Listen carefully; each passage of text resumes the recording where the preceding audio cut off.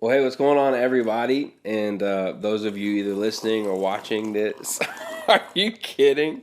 Are you kidding right now? This is how we're gonna start this. You and I haven't done a podcast episode or any kind of sit down conversation like this in a long time, and right off the bat, I had to get it in somewhere. So I figure we can get out of the way early. I can move on to other nonsense later. Get further in.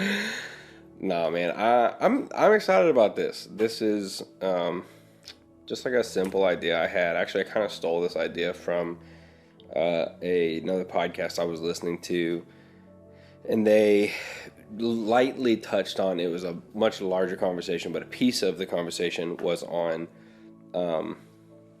living in your purpose. And so, we'll get into it here in just a second, but like that'll be as somebody who I've walked life with now for a while, and from a spiritual perspective to your coaching job or business, to like music and stuff that I do, and just the idea of what it looks like to live life on purpose and to walk in purpose is just a fascinating conversation, I think. And it's something that a lot of people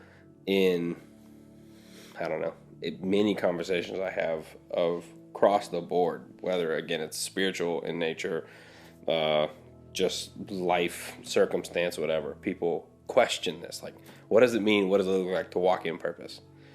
And so for you, when I thought of, man, who could I have this conversation with that would just be fun, but also hopefully have some depth to it, you're the person that came to mind. And that's fantastic. And so I thought this would be a good time. So anyways, for those of you that don't know who we are, Spencer, Robinette, and want to welcome. Oh, I thought you were going to give me a grand list all my accomplishments, tell everybody what I've done with my life. But okay, I'm Mike Brewer. Apparently, I'm not that big a deal. So. Oh shoot! This is going to be harder. This is going to be harder than I thought it was going to be. So, little life update. You and I have done ministry together and for those of you that might not know us, that might just be somehow stumble upon this randomly, a little relational context. You and I have done ministry together for, since 2015, 2016? Yeah, somewhere right in there, yeah. And through, planting churches, different ministry contexts, in rural areas in the urban core of Cincinnati, which on the grand scheme of like urban cores around the world is probably not that crazy, but for Ohio and in Cincinnati, like where we were at was urban. Would you say that? I would say so. Okay. Yeah. To suburbs, we've been all over the place. Different forms and variations of church ministry, and now we're continuing that journey, but maybe unofficially attached with the work that you're doing in Goshen, the house church work that you're doing in Goshen, and now this coaching business that you've started and are doing. So maybe just like a little life update from your end on what's going on. Yeah, so in some ways things have changed quite a bit. In some ways they're still exactly the same. So I've moved from being in what people would call bivocational ministry, Yeah. To getting away from that word altogether. Yeah. I don't even like the word bivocational anymore. And for a long time I thought, if you're not bivocational, then you've got a problem. But, that was my opinion, not anybody else. But, the idea that doing ministry as a vocation means, vocation kind of feels like you're doing something in exchange for money. Yeah. And then that stopped sitting right with me after a while. So, Yeah. so I moved on from that to still have my house church. We still do things together. Just instead of taking any support for it, now I have a full-time job, and I started a coaching business because I think I found that the pieces of my work, whether it was ministry work or secular work, was just helping people, like helping people find their way, and that was whether I was in leadership or not at different places I worked, was just helping people find their niche, helping them move forward, helping them to climb whatever ladder they're trying to climb and be successful. So the coaching business just felt right. Yeah. So now those are my things. Still seems like a lot, but Yeah, dude, I love that for you though, because I think you and I often joke, like we meet weekly, and in ministry context, it would be like the goal of those meetings was to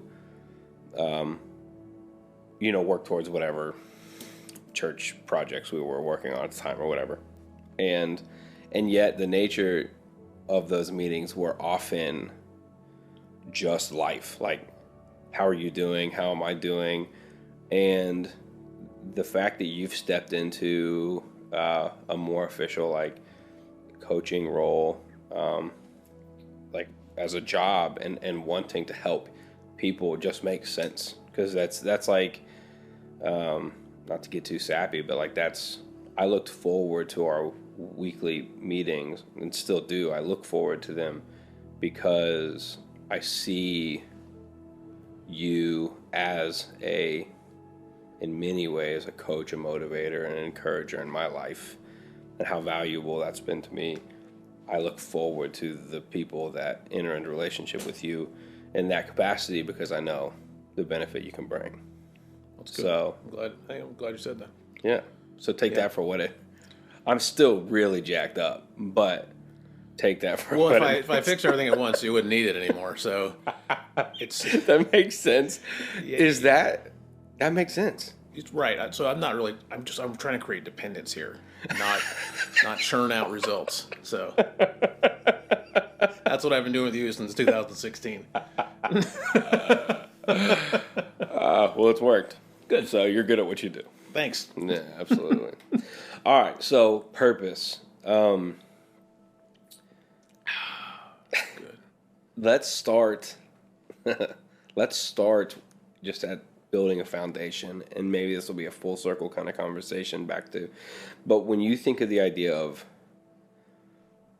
just like what does it mean to live life on purpose or walk in purpose, what does that mean to you? How would you define it? Yeah, and it feels so abstract, because I hear a lot of people say, I feel like I have no purpose. Yeah. Or I don't know what my purpose is. Yeah. And that means something a little bit different to everybody. Yeah. And what I think is happening most of the time, people just don't know. Maybe they've just not taken the time to figure out what their values are. Like, what are the most important things to that person? Yeah. Like, because we think purpose, and I think sometimes we just need to bring it down a little bit. Like, let's demystify this word purpose. Like, my purpose is not something so grand, like I feel like I need to be the first person to colonize Mars, or create world peace, or because I think that's how we elevate purpose. Like, my purpose should be something that won't be forgotten. Whatever, stuff like that. And I think, man, we're trying to what's the word? Compare ourselves to those, like Bill Gates and Elon Musk and whatever big name. Not that you have to agree with those people, but whatever big name comes to mind when you think of, okay, those people have done something in their life, and what have I done? Right. Okay. And they feel like, okay, I don't have purpose. If I'm not doing something like that, I don't have purpose. And I think if we just pull back a little bit and say, do you know what the most important things are in your life? Yeah. Do you know what your values are? And if you do, is your time and your energy wrapped around those things? Yeah. Is that where you're focused in your time and energy? Because if it is, if you know what's most important to you and you are directing your time and energy to them, then you're fulfilling your purpose. Whatever the most important thing is to you, that's where your purpose lies. That makes a lot of sense. And you're right. I think that being something so many people question in life is, what is my purpose? Am I doing anything towards purpose? It's more often than not, I think just defining what purpose is, what it means to you, what are your values. So as a coach then, how would you walk people towards what they value in life? That makes sense? Yes. So the first thing I like to suggest is for people to make a list of their values and then drill down.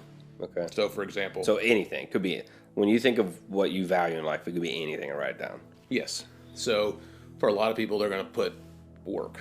Yeah. My work. I value my work. And that's great. Yeah.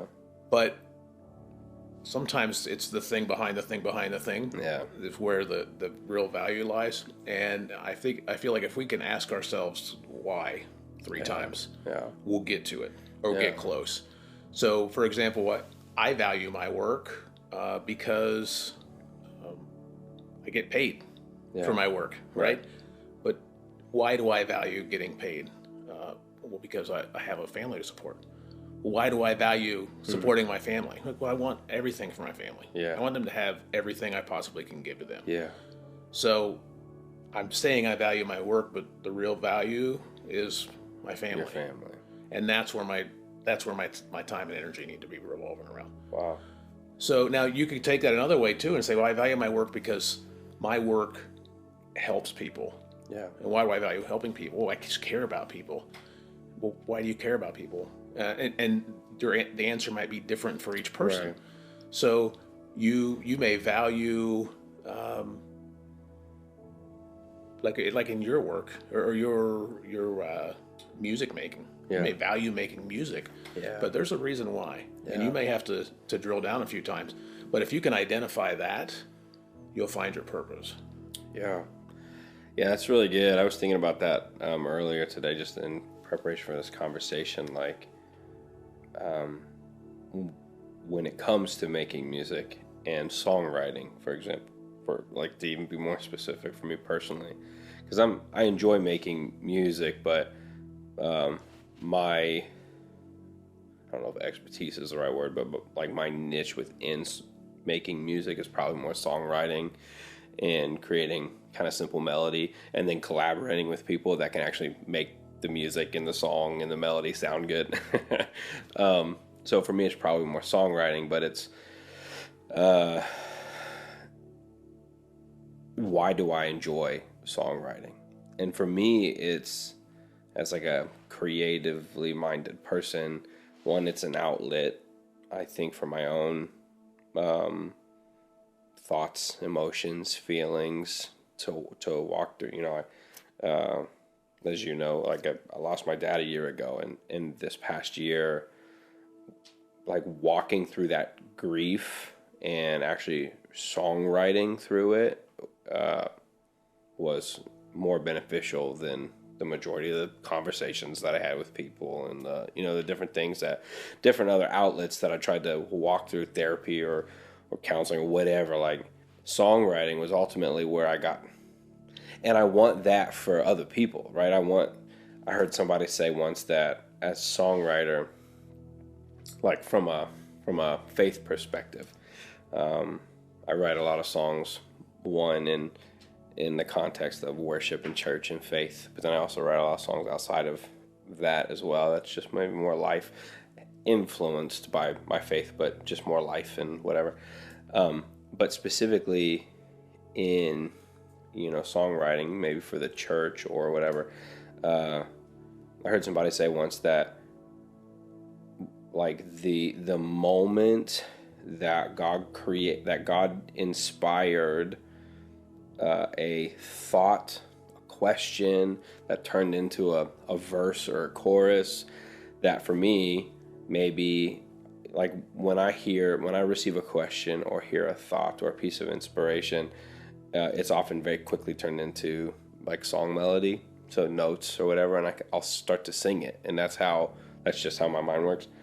And that God will inspire moments or inspire songs versus melodies that are within the context of a moment, that when I capture that in song and somebody else hears that in whatever kind, whether it's on a Sunday morning, if it's a worship song, or in their car if they're listening to a song on the radio or whatever, like God almost can release the original moment that I had with him for that person in that moment to speak to them. Does that make sense? It does make sense, yes. I know that was a long way to get there, but like that matters to me. Those moments matter to me. Like, not only do I believe like God inspired me in a specific way to capture a specific thought or question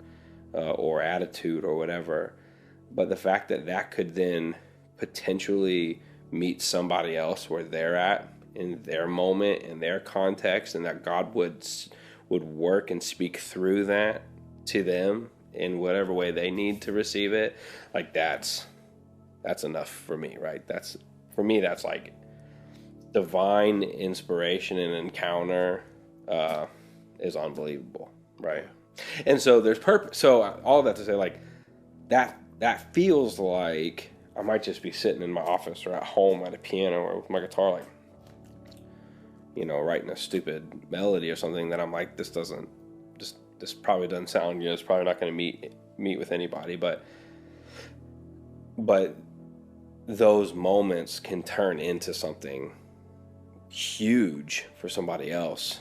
And that's why I do it. Does that make sense? It does, yeah. I mean, that's living in your purpose and living on purpose. Because you're very intentional about the fact that you want what you're creating to help someone else, to have an impact on. Yeah.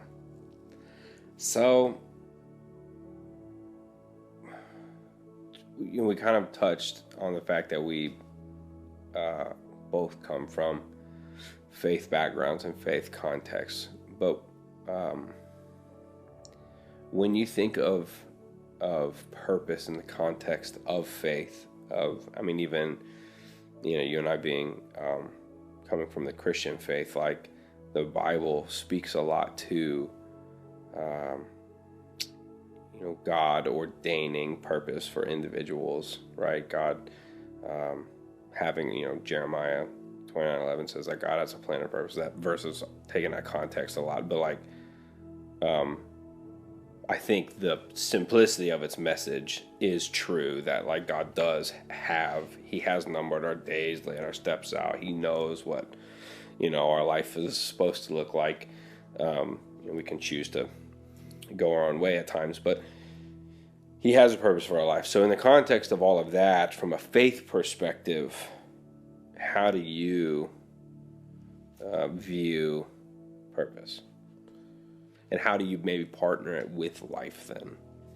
Yeah, I don't see it a lot different. Okay. Like when I try to cultivate purpose or cultivate what God's doing with me, I tend to take a step back in that regard too. Yeah. Like, let's take a deep breath, and whatever it is God is trying to develop in me for me to do, I know that I need to spend time with God to figure that out. Yeah, we love to use the word abide.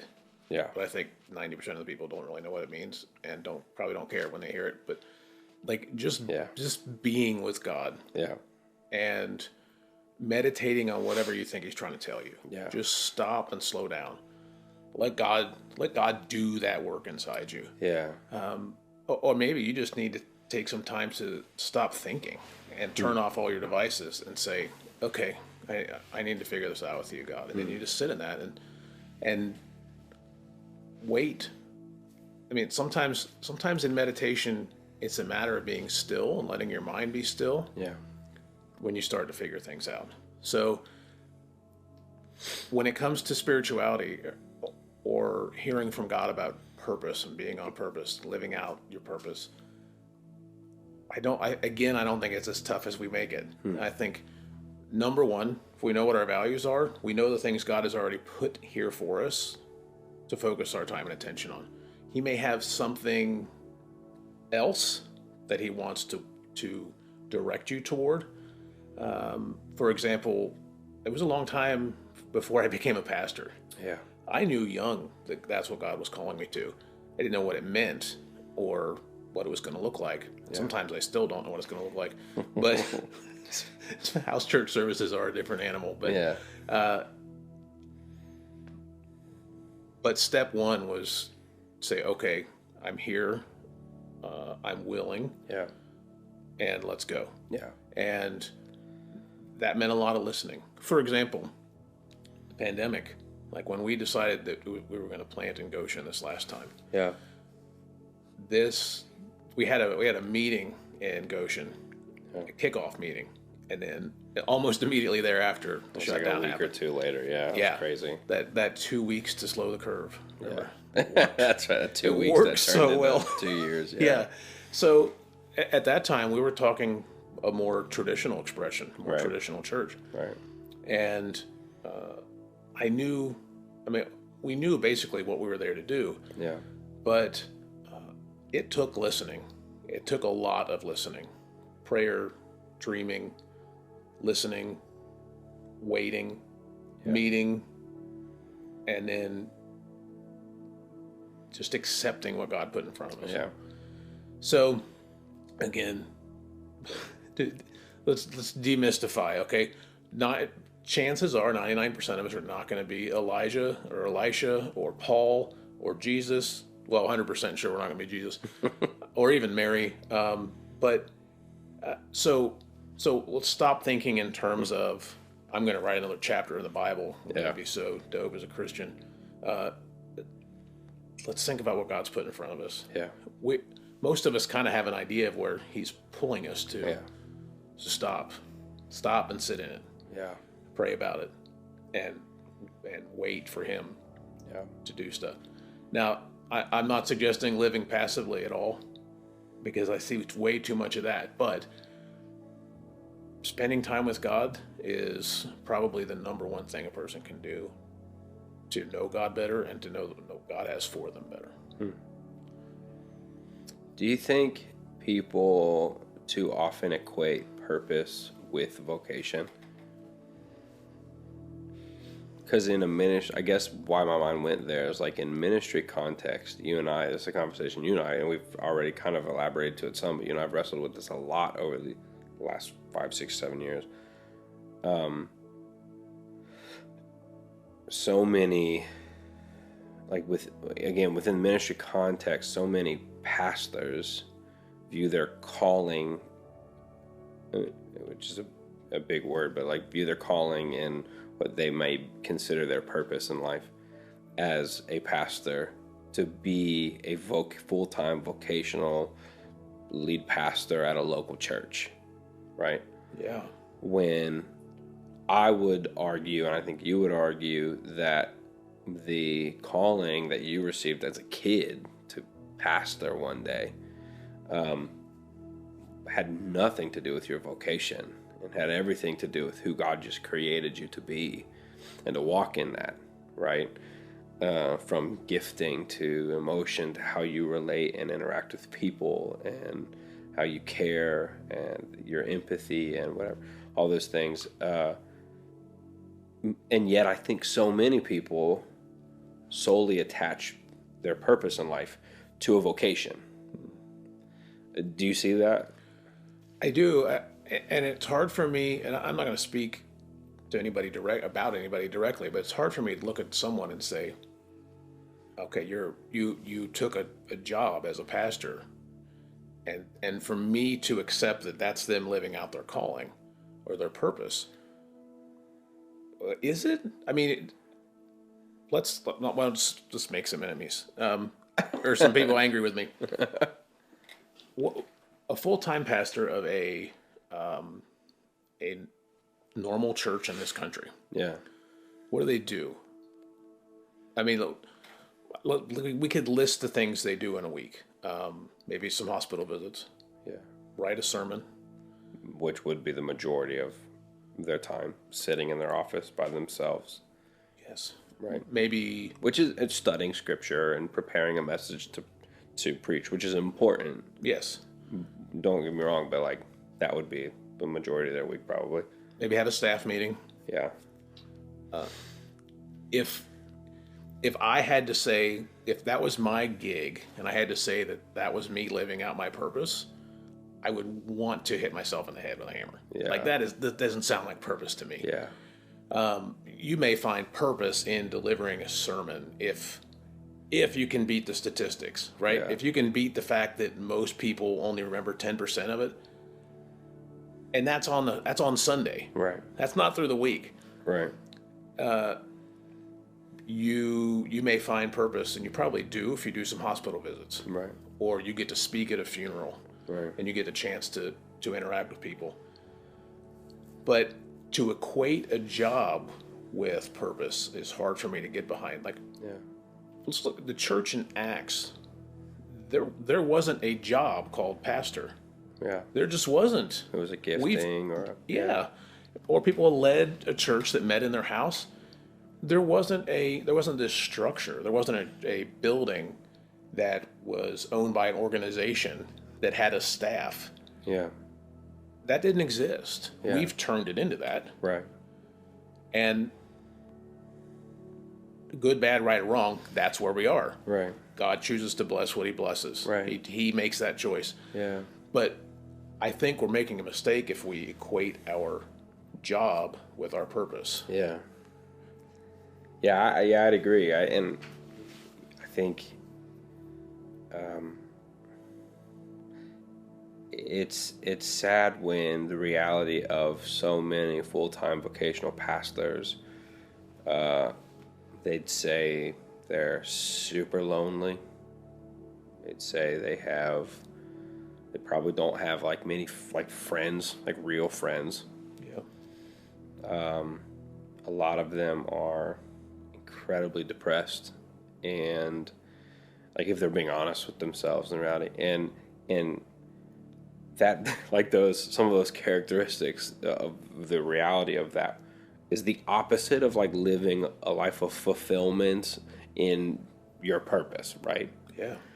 And yet so many pastors equate their purpose to their vocation, and it just leads them to that wrestle of, I mean, because a lot of times it's you know, and you and I have walked in full-time ministry context for a while now, and so in and around it and through it, and so like so without getting super specific, we can speak generally enough to say that it is an issue, right, within pastoral leadership roles. Like they often make the decisions themselves that create isolation, and which walks them into those places of loneliness, and then their wives and families suffer because they're depressed, and they're just spending so much time focusing on, you know, things that aren't actually fulfilling the purpose that God created them for, which is to, like, as a pastor, is to be deeply engaged relationally with people, to, you know, walk people through the hardships of this life towards hope and comfort and purpose and life and freedom and peace that can be found in what we would believe to be the person of Jesus, right? And like, but when you're sitting in an office 60 hours a week,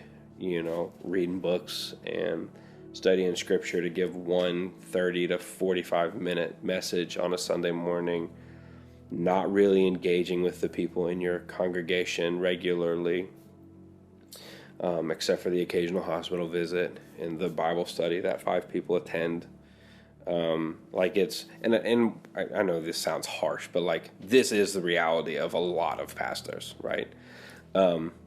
It makes sense that pastors that see their purpose heavily attached to their vocation struggle. And I guess one of the reasons that I was excited, that I was like driven to have this conversation with you, though we've maybe said some harsh things about a specific vocation, because it's what you and I know well in pastoral leadership, it is a problem, and my heart does break for people. Like I've been there. I know what that's like, and I don't want to be there anymore. Like I don't want to attach.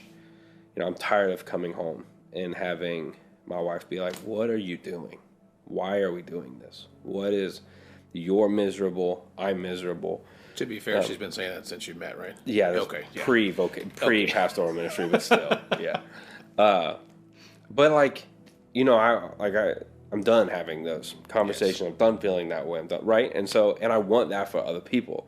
And one of the things that I'm recognizing and realizing is that who God created to be is not 100% attached to maybe what I'm doing, and like in vocation, and that if God has called me to be a pastor, has called me to be has given me those giftings and things needed to like that can be done outside of full-time vocational ministry, right? And I want to pursue, and I'm in full-time vocational ministry now, but even if I wasn't, I would still love to believe that I could pursue purpose in life. When you think about purpose itself, you don't think about, you think about your life, life's purpose. So as a pastor, do you feel like your purpose is attached to, like, when you're a pastor, you're at work? I think being a pastor is a calling on a life. Yeah. Just like purpose is your life. Yeah. So to say, like, we both know pastors who have stepped away, like I have, that were at full-time ministry, walked away from it. They're still a pastor. Right. Their life work hasn't changed. They're just no longer in a job saying this is my title. And they're finding, well, at least the ones I've talked to seem to be finding more fulfillment now than they ever have. Yeah. Yeah, you and I are good friends with a guy who left full-time ministry and does sales now. And he often tells me how many more opportunities, like deep, genuine opportunities he has to engage relationally with people that he's just trying to sell something to than he ever did when he was a full-time pastor, because he's opened himself up to recognizing that, like, he doesn't have to be a pastor, have the title as pastor of a local church vocationally, to relationally engage with somebody and meet them where they're at. And it's really beautiful to watch. And I know it's something I'm trying to pursue. And you've been a huge encouragement in that. What do you think about connection between purpose and passions, like what people are passionate about? So, for example, I'm super passionate about music and writing music, and it's taken me a long time to figure out that I can find purpose and fulfillment in something that I'm passionate about, like creating music. But like up until this point, I have never made any money creating music. So it's not like it's something that I can pursue as vocation.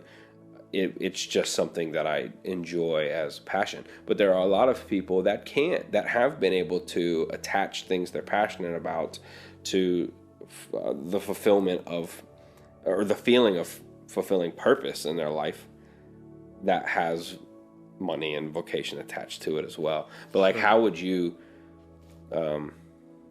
coach somebody maybe wrestling with passion and purpose? Yeah, I would say, first of all, really kind of be aware of what you're passionate about. For example, I used to be really passionate about the Chicago Bulls in the 90s. Okay?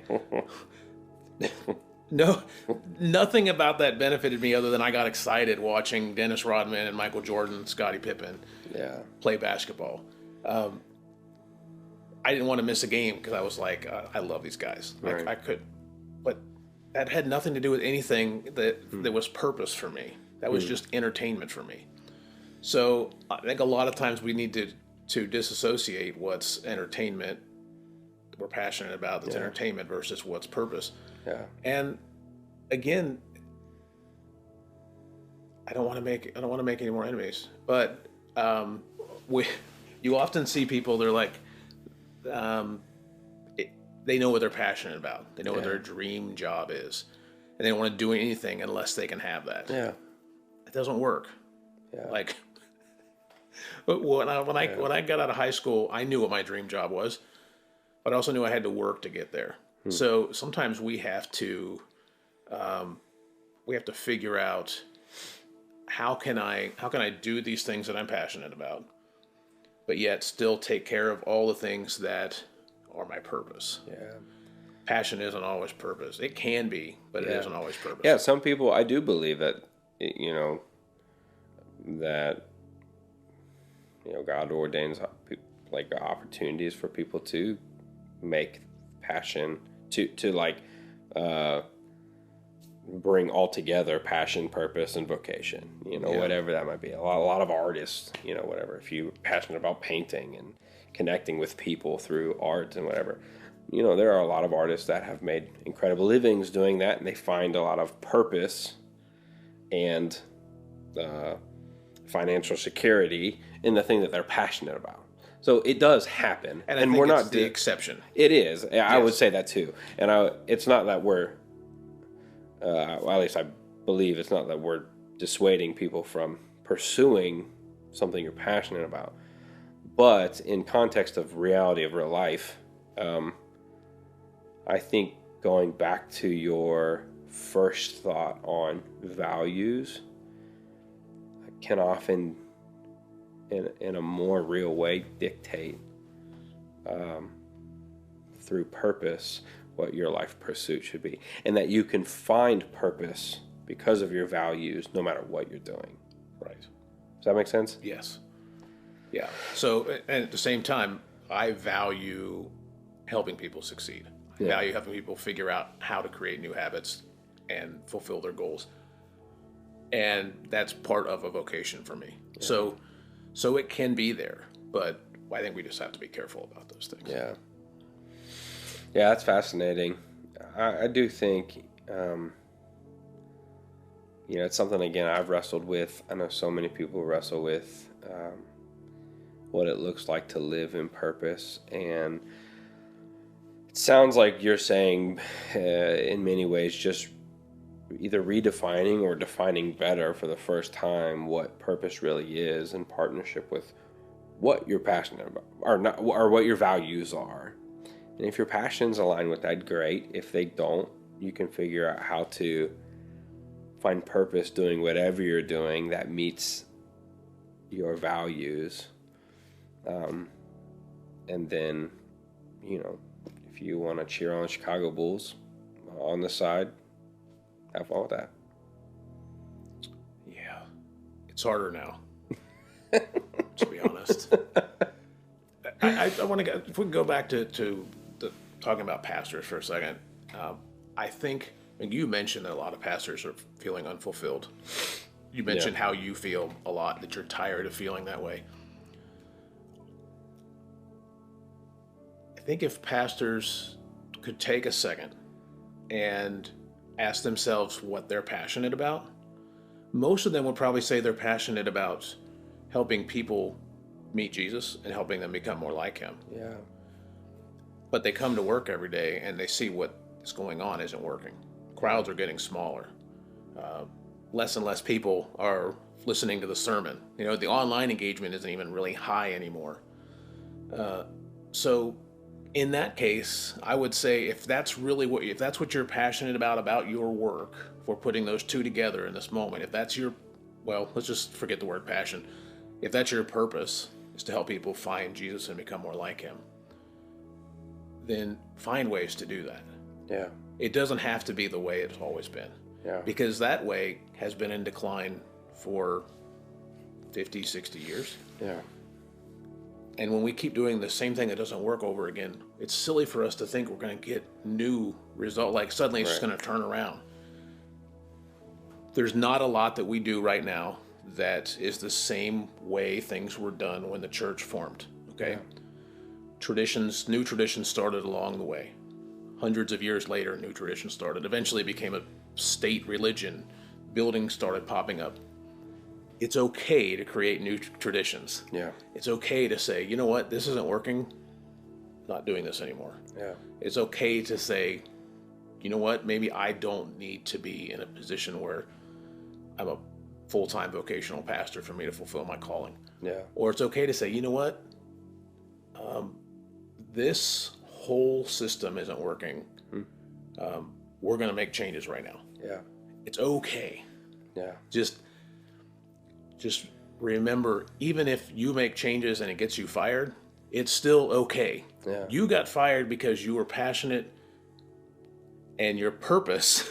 Now you've got me messing those up. But you would get fired because your purpose said, do this, lead people to Jesus, show them how he lived, so they could do it too. Yeah. Trying to find new ways to do that, it's okay. Yeah. Just do it. Yeah. Yeah. No, that's good. I think it's funny that we keep tripping up on passion and purpose. Because I do, a lot of people, they align those things. I think they are different in some ways, but they can be aligned. Yeah. You know, and pursuing them together, if possible, can always be a beautiful thing. I agree with you though, man. I think continuing to do the same thing over and over again, feeling like with the expectation that it's actually gonna, when it's not working, with the expectation that at some point maybe it will, is what? Insanity? Isn't that what the definition of insanity? Not according to Merriam-Webster's dictionary. It's different. Yeah. Well, Einstein said that's what the definition of insanity was. Oh, is that? Okay. He was kind of smart. So yeah, I mean, figuring it, like, it's okay. I feel like in every vocational context I've stepped into, that's been my job to be like, and I don't always like it, but it's like, accept this. This is the process. Take it. Do it. Yeah. Yeah. Whether it works or not. Right. Take it. Do it. Right. Because it's what often you're expected to do. People that are writing your checks. And then when you start to question, hey, this isn't working. Yeah, why do we do this? Why do we do this? Well, this is the way we've always done it. Yeah. And and so, yeah, I mean, I agree, man. If it takes, sometimes hard decisions have to be made. Like if you're, if for somebody listening, like if you feel like you keep just banging your head against the wall, not feeling fulfilled or whatever, you know that there is like down deep, you know that you're in pursuit of something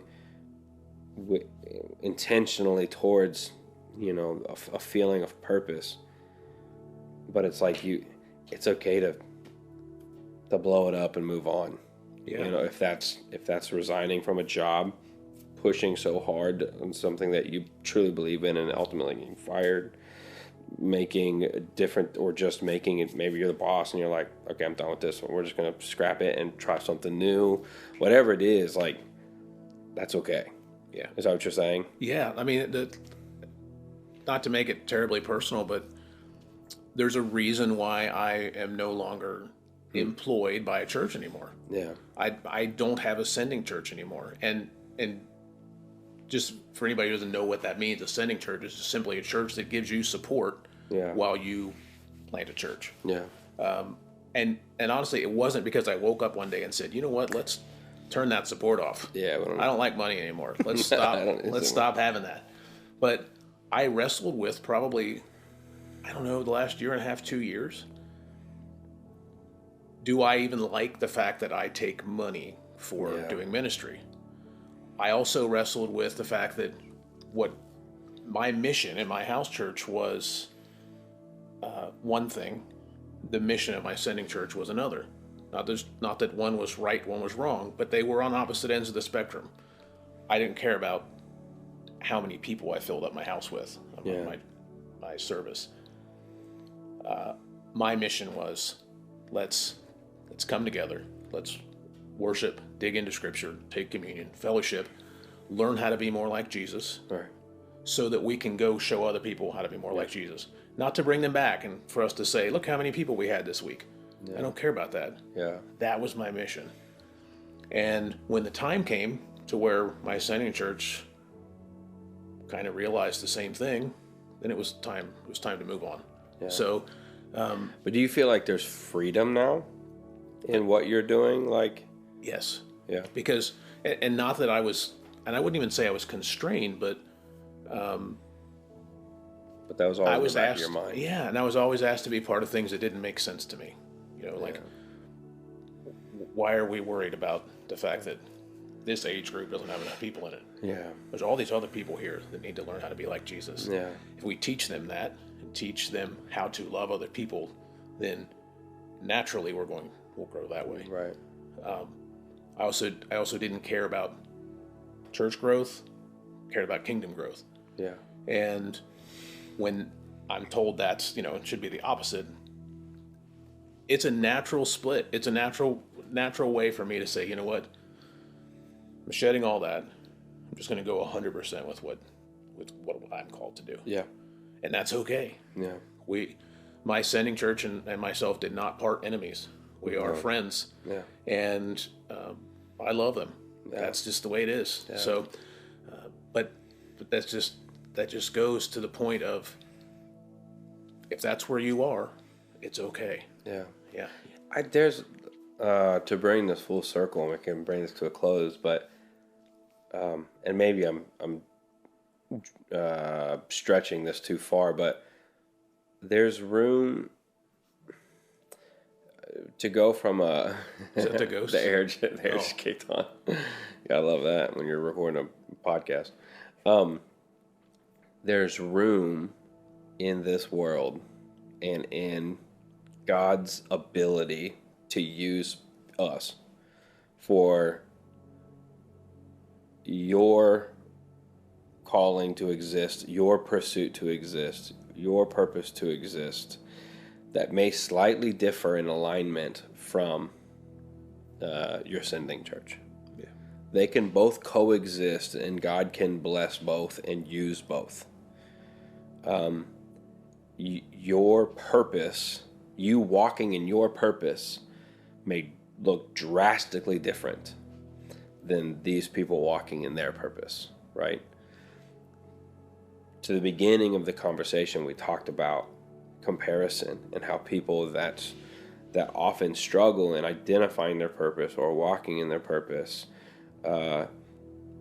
is the struggle. It's so hard at times because they're trying to compare themselves to people they think have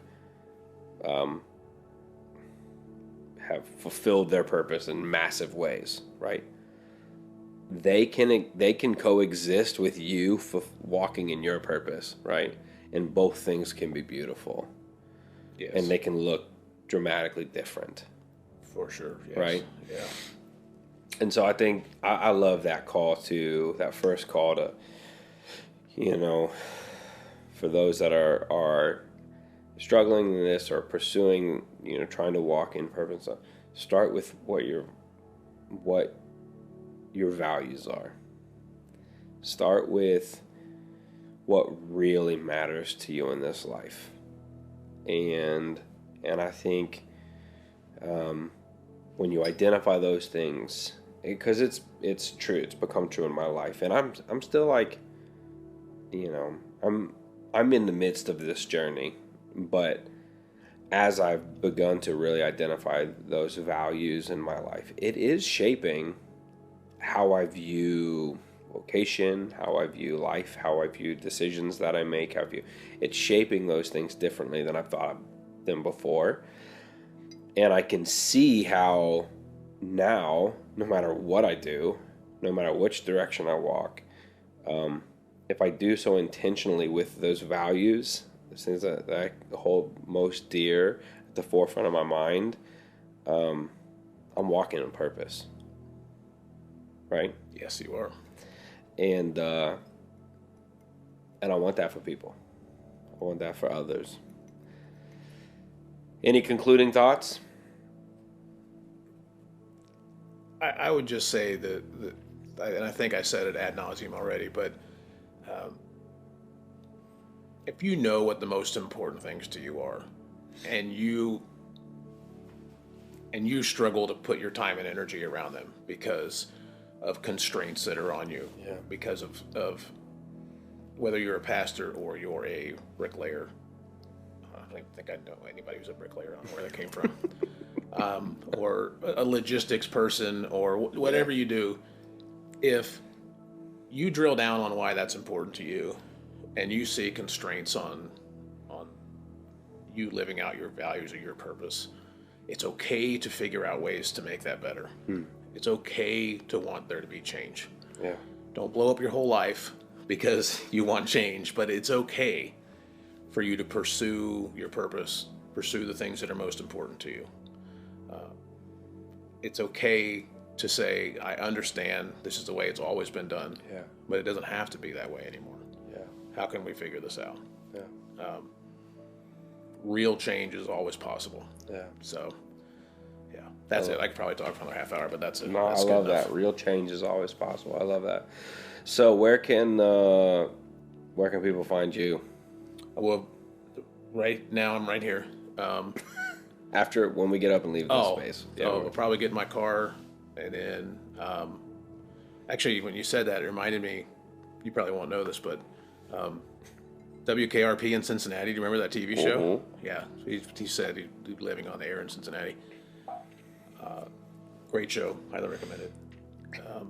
But you can find me MikeBrewerCoaching.com. Dude, it took so long to get there. That's all I wanted. Or on social media, I think on everything, I'm Mike Brewer Live. Not Mike Brewer Live. It's spelled the same, but very different. So definitely check that out, because you post almost daily content of just motivation, encouragement, and thoughts and questions to wrestle with, and from a coaching perspective and a life perspective, and I always find them very helpful. So because I'm passionate. Because you're passionate about it. So you figured out how to align passion and purpose. I did. In some ways. I'm the unicorn. Unicorn. Some people can do it. And you can too. That was great. Should we in there? Yeah, I'm going to use that now on my everything. Just you saying, you can too. And you can too. All right, bro. Love you, dude. I appreciate you, man. Thank you for having this conversation with me. Yeah, love you too, man. This was good. And we'll talk soon. Cool. Peace.